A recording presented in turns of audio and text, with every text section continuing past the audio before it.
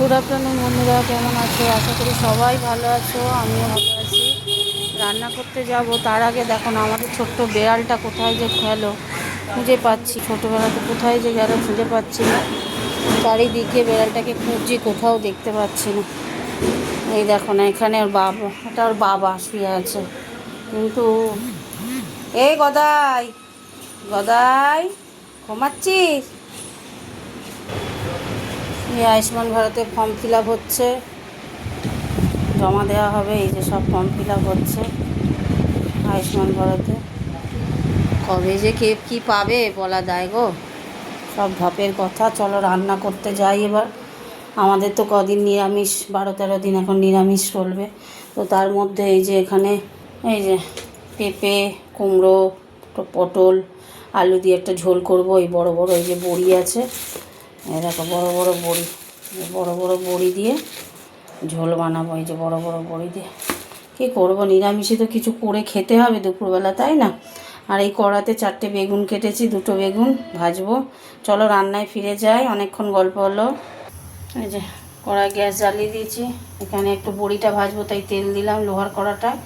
আর এখানে তরকারি বসাবো, তেল দিয়ে দিচ্ছি, সবজিগুলো ভাজবো। তো তেলটা গরম হতে থাক। তেল গরম হয়ে গেছে, শুকনো লঙ্কা দিয়ে দিলাম। আর এই যে এখানে বড়ি ভাজছি, বড় বড় বড়ি, ঝোল করবো তো বড়িগুলো ভাজছি, ভাজা হতে থাক। আর এখানে এই যে তেল দিয়ে দিয়েছি, এবার দেবো 5 ফোড়ন।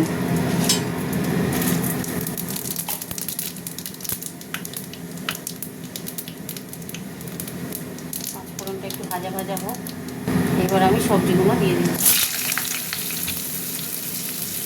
সবজিগুলো ভাজা ভাজা করবো তো ওই জন্য একটু তেলও দিলাম। নিরামিষ একটু তেল না দিলে না টেস্ট হবে না, বুঝেছো? একটু কাপড় দিয়ে ধরলাম,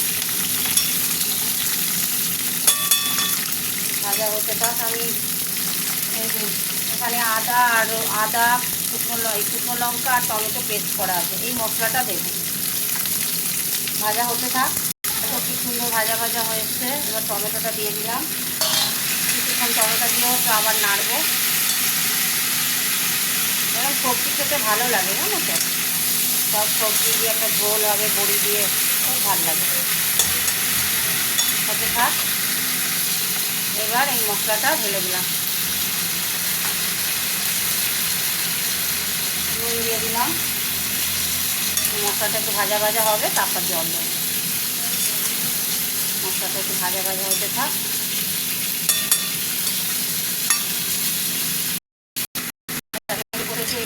ছেড়ে গেছে, এবার আমি জল দিয়ে দেবো। খারাপ লাগে না, এই জল খেতে টেস্ট হয়। জল দিয়ে দিলাম।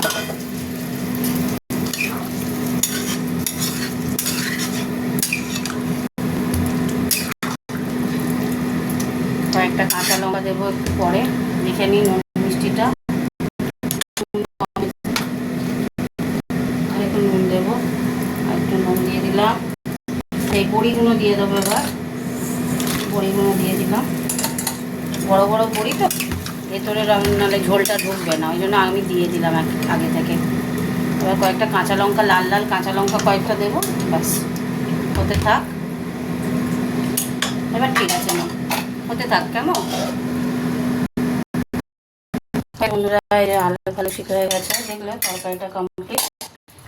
দিয়ে দিচ্ছি। চলো তোমাদের সাথে একটু কথা বলে নিই। গ্যাস অফ করলাম, একটা নিরামিষি ঝোল বানালাম, কিরম দেখলে তো, আদা জিরে আর টমেটো বাটা দিয়ে।